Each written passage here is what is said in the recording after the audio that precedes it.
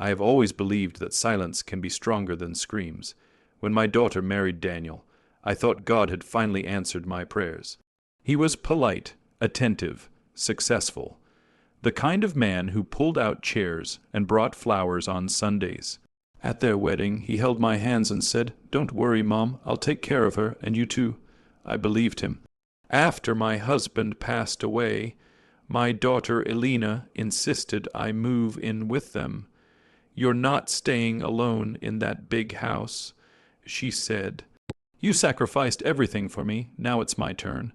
So I packed 30 years of memories into boxes and moved into the upstairs guest room of their beautiful two-story home. A home I had quietly helped them buy with my savings, though no one talked about that part anymore. In the beginning, Daniel treated me kindly. He would ask about my arthritis, bring me tea in the evenings.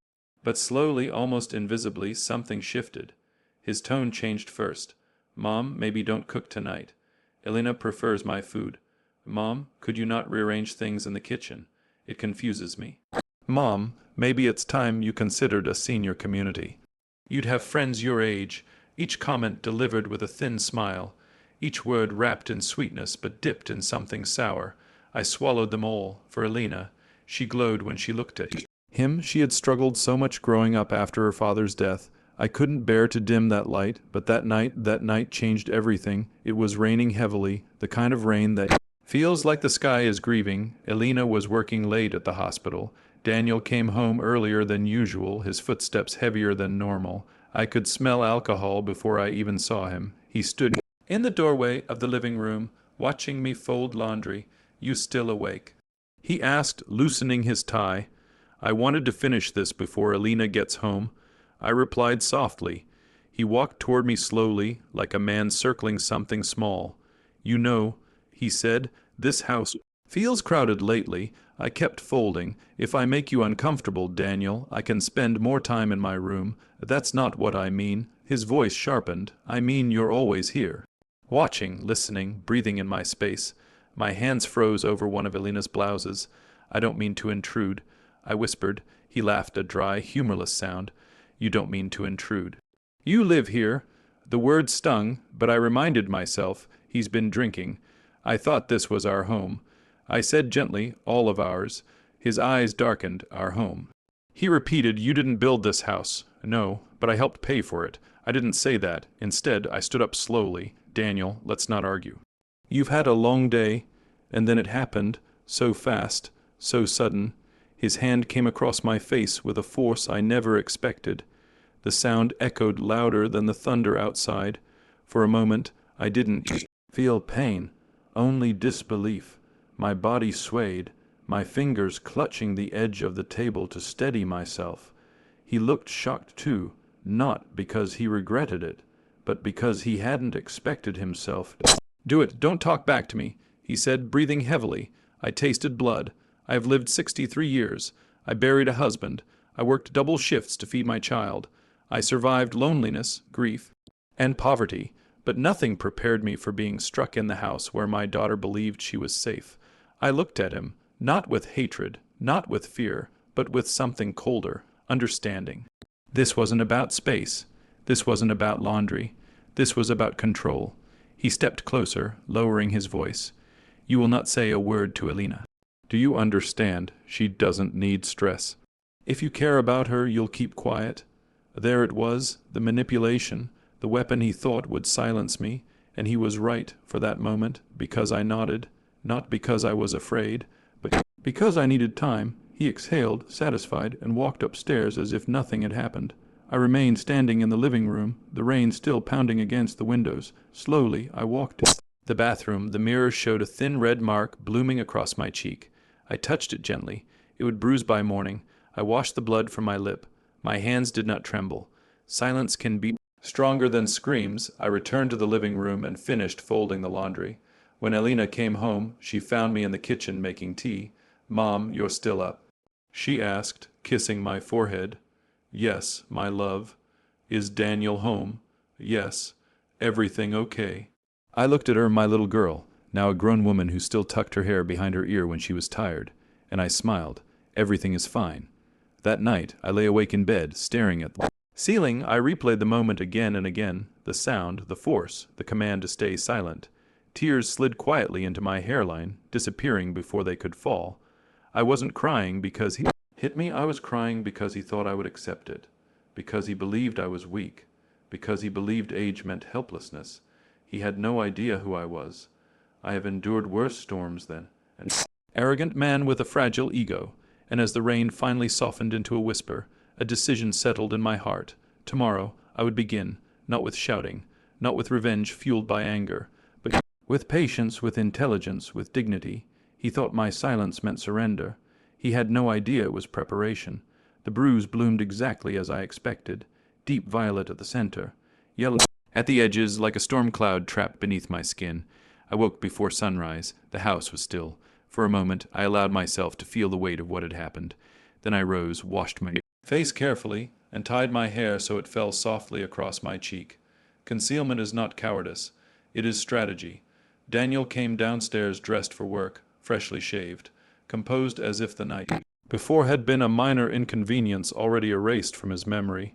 He glanced at me briefly. Our eyes met. In his, I saw calculation. In mine, I made sure he saw nothing. Elena rushed in moments later, apologizing for oversleeping. She kissed him. She kissed me. She poured coffee and talked about a difficult patient from the hospital. Daniel smiled at her, the way he used to smile at me years ago, warm, devoted, convincing. When he left for work, he paused at the door and looked at me one last time.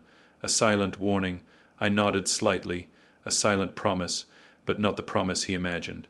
As soon as the door closed behind him, I went upstairs to my room and locked it. My hands were steady as I opened the drawer beside my bed and took out my old phone, the one I had kept even after upgrading. It still worked. I charged it fully and placed it in my pocket. Then I took photographs of my face, front, left side, right side, close-up, the time and date clearly visible. Not because I wanted to remember the pain, but because I intended to remember the truth. I had learned long ago that memory can be dismissed, evidence cannot. That afternoon, I told Elena I was going to visit an old friend. It was not entirely a lie. I went to see Mr. Havorson, my late husband's former business partner and now a retired attorney. He was in his 70s, sharp-eyed despite wrinkles, and one of the few people who knew the full history of our finances. When he opened the door, his smile faded instantly. "What happened to your face?" I walked into a cabinet. I said gently. He looked at me for a long moment. "You were never a bad liar," he replied, and so I told him, not with drama, not with tears, just facts. When I finished, he leaned back in his chair and folded his hands. "Do you want to report him?" "Not yet." "Why?" "Because I need to understand what kind of man my daughter married." Mr. Havorson nodded slowly. "Then we start quietly. The first thing we reviewed was paperwork. Years ago, when Elena and Daniel were newly married and struggling financially, I had offered help. I sold my house, the home my husband built with his own hands, and contributed the down payment for this one.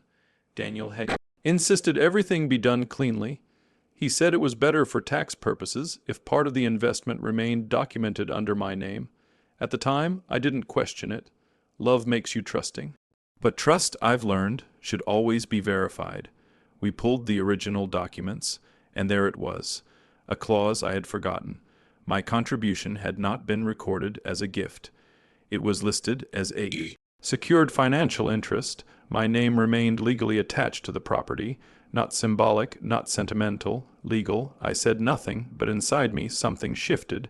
Daniel had believed this house was entirely his domain. It wasn't. Over the next week, I became invisible.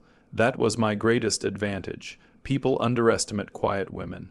Daniel returned to his usual routine, charming at dinner, attentive to Elena, dismissive toward me when she wasn't looking. He assumed the slap had restored balance. He assumed fear had sealed my lips. Instead, I listened. I noticed the late night phone calls he took outside. I noticed the tension when certain emails arrived. I noticed how quickly he minimized browser windows when someone entered the room. Small details, threads and threads, when pulled carefully, unravel entire garments. One afternoon, while Daniel was at work and Elena on shift, I entered the home office to dust. I had dusted that desk hundreds of times. He never considered it dangerous, but this time I paid attention. On the corner of the desk lay a folder slightly misaligned with the others, careless. Inside were printed bank statements, large withdrawals, repeated transfers to an unfamiliar account, and something else, a line item labeled Personal Loan Confidential. The amount made my stomach tighten. I took photographs, replaced everything exactly as it had been, and left. The following day I returned to Mr. Havorson. He studied the copies carefully. "These transfers aren't household expenses," he said quietly. "They're private liabilities." "Gambling?" I asked. "Possibly, or something worse." "Worse than gambling." He met my eyes. "Fraud."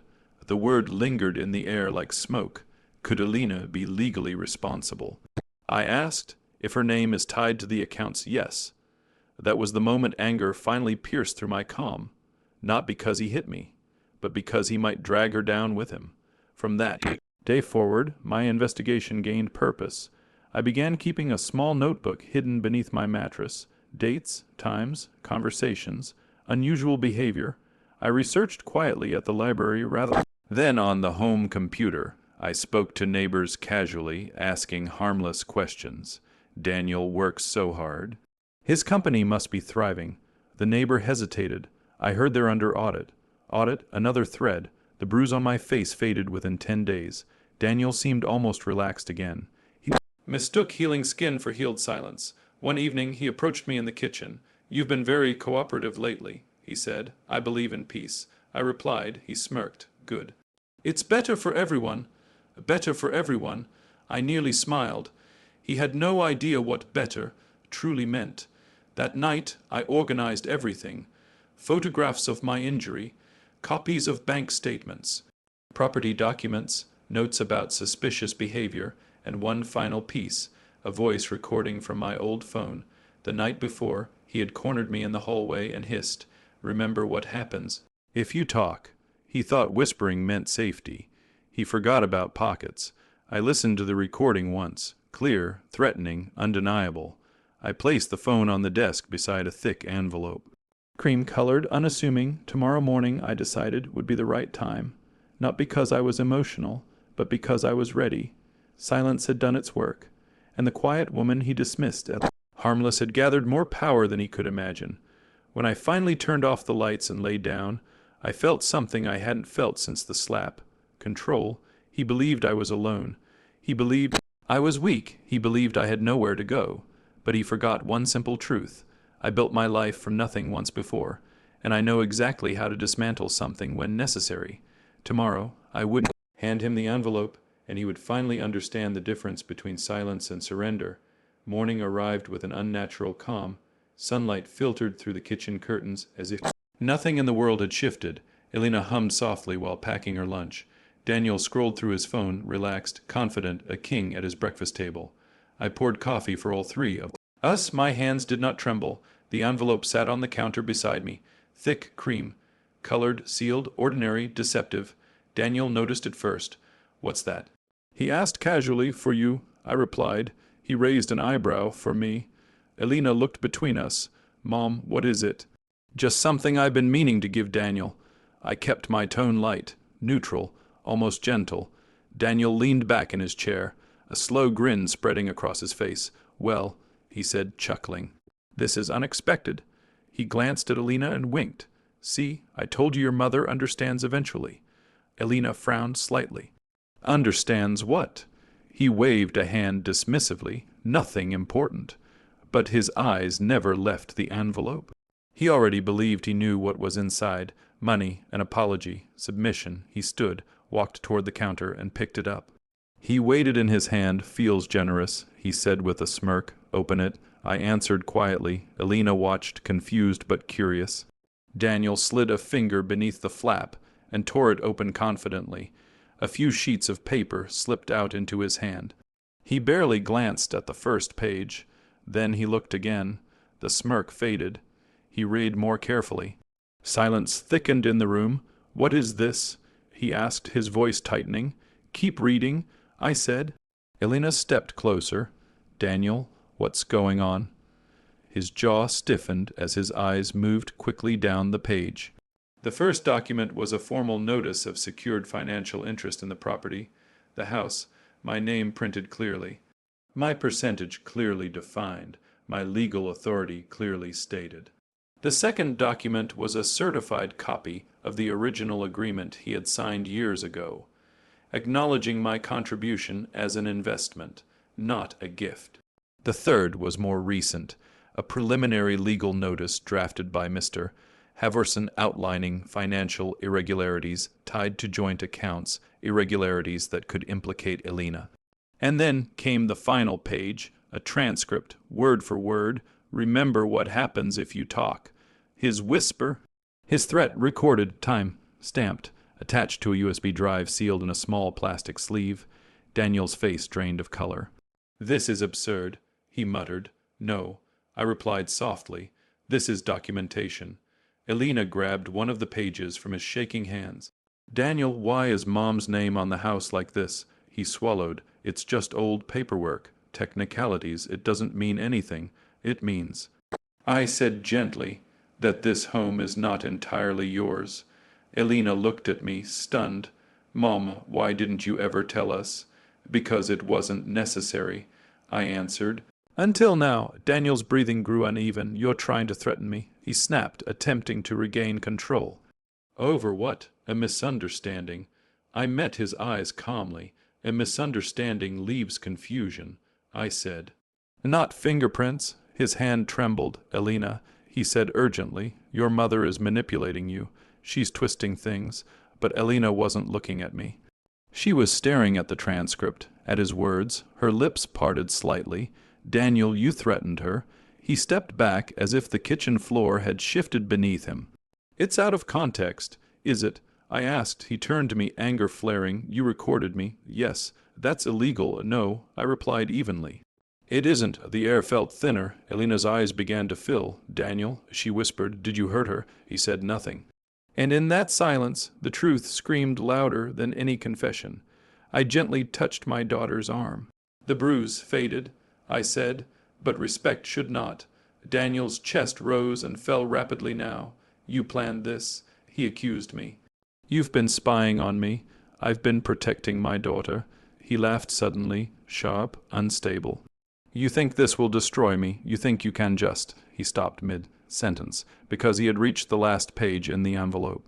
A formal notice from the bank confirming that certain suspicious transfers were under review following a confidential inquiry.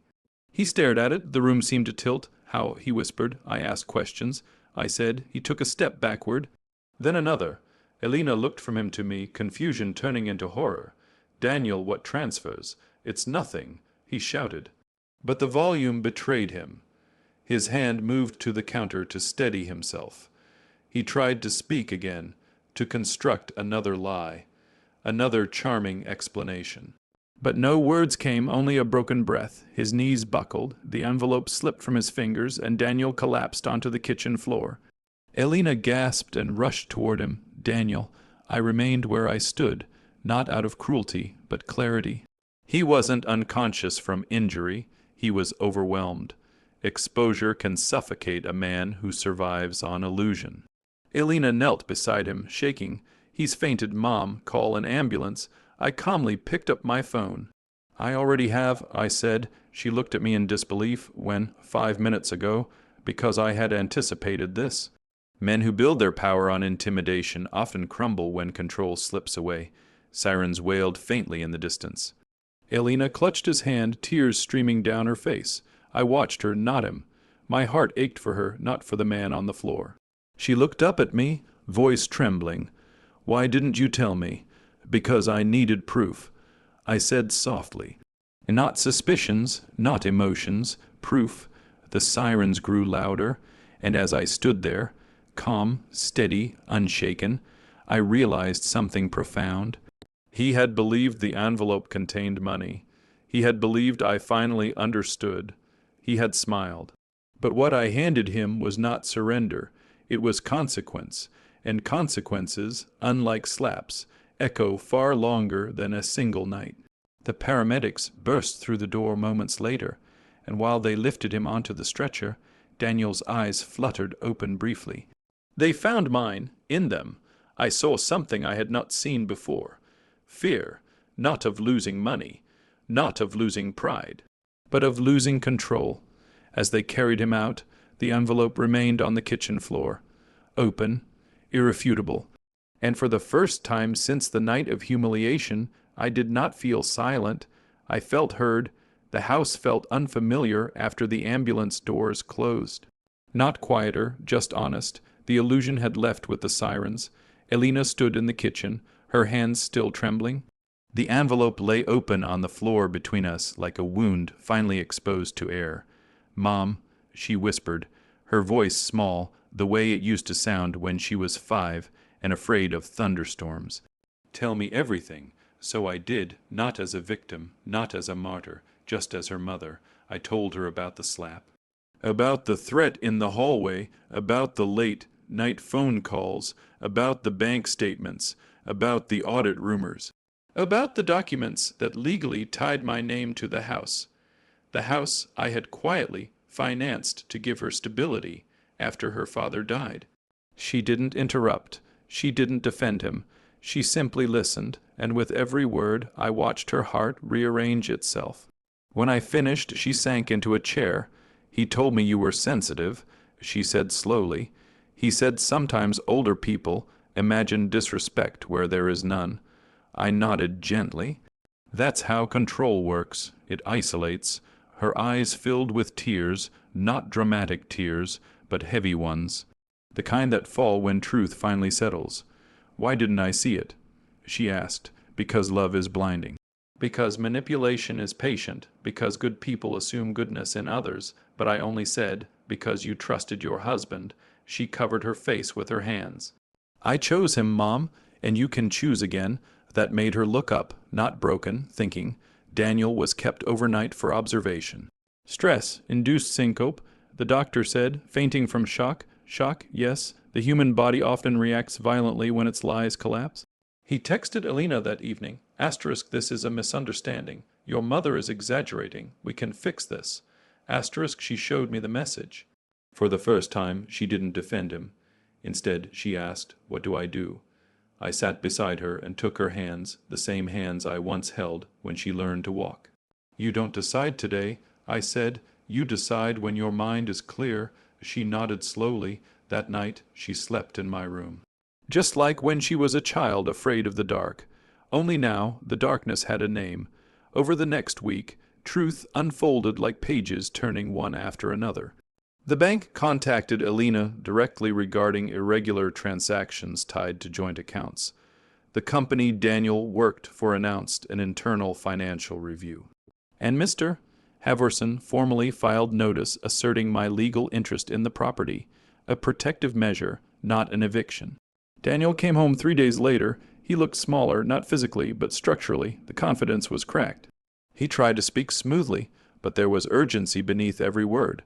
"Elena, sweetheart, this is being blown out of proportion." She didn't answer immediately. She stood straighter than I had seen her stand in years. "Did you hit my mother?" He hesitated. That pause lasted less than 3 seconds. "But it destroyed him. It was an accident," he said quickly. "We argued. It wasn't intentional." "Did you threaten her?" Silence again.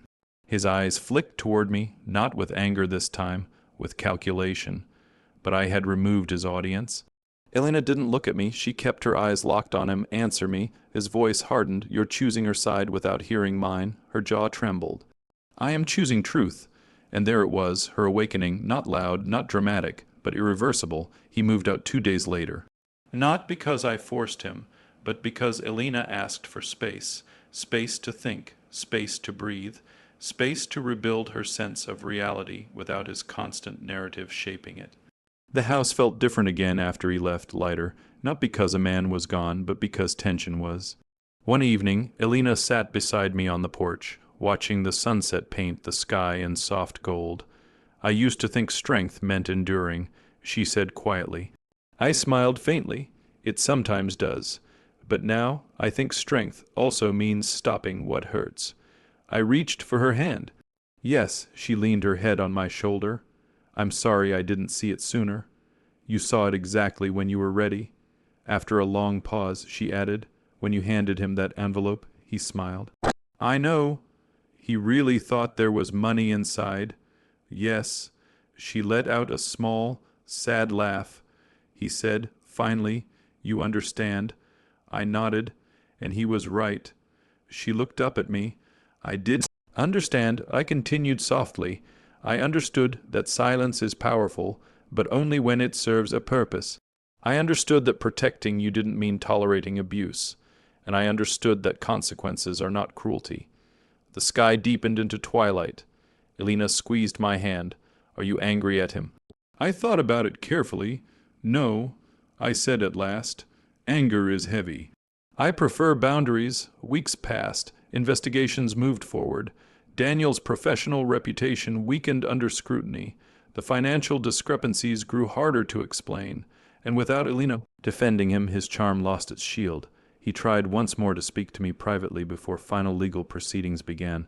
I made a mistake, he said stiffly. You didn't have to destroy my life. I looked at him steadily. I didn't destroy anything, I replied. I revealed it. He had no answer, because exposure feels like destruction only to those who live in shadows. The day Elena filed for divorce was quiet. No shouting, no spectacle, just signatures. Afterward, she came home, exhaled deeply, and hugged me tighter than she had in years. I thought love meant enduring everything. She whispered, love, I said gently, should never require you to shrink. She smiled through tears, and you. I am exactly the same height I've always been. For the first time since that rainy night, we both laughed. Sometimes I think about the moment his hand struck my face, how small it made me feel for a second, how quickly that smallness transformed into clarity. If I had screamed that night, if I had confronted him in rage, if I had exposed him without preparation, he might have twisted the story, but patience gave me power, silence gave me strategy, and truth gave me victory, not revenge fueled by hatred, but justice shaped by dignity. The envelope had not contained money. It had contained consequence, and in the end, the man who thought I finally understood was right. I understood exactly who he was, and more importantly, my daughter finally did too.